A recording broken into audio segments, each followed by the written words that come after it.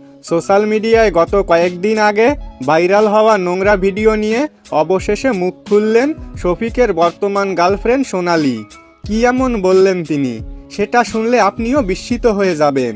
বিস্তারিত জানতে ভিডিওটি না টেনে প্রথম থেকে শেষ পর্যন্ত দেখতে থাকুন।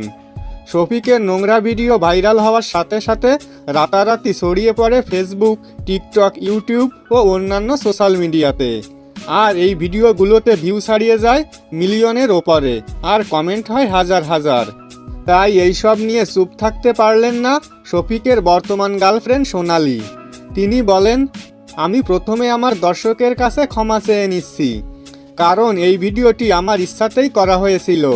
আমি আর আমার বয়ফ্রেন্ড একসাথে সময় কাটাচ্ছিলাম, তাই মজার ছলে আমরা এই ভিডিওটি করি।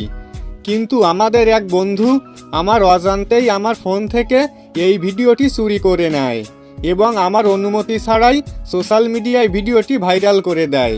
এখন কথা হচ্ছে, আমি তো ভুল করেছি, কিন্তু সে আমার অনুমতি ব্যতীত আমার এই ভিডিওটি সোশ্যাল মিডিয়ায় ছেড়ে কি ঠিক কাজ করেছে? তিনি আরও বলেন, আমি তার বিরুদ্ধে আইনি ব্যবস্থা নিব, কারণ তার জন্য আমার কোথাও মুখ দেখানোর মতো অবস্থা নেই। আমি কোথাও যেতে পারছি না, সারাদিন আমার ঘরের ভেতরে বসে থাকতে হচ্ছে।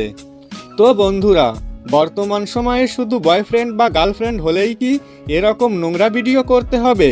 আপনার কি মনে হয় সেটা অবশ্যই কমেন্টে লিখে জানিয়ে যাবেন। দেখা হবে, কথা হবে পরবর্তী কোনো ভিডিওতে।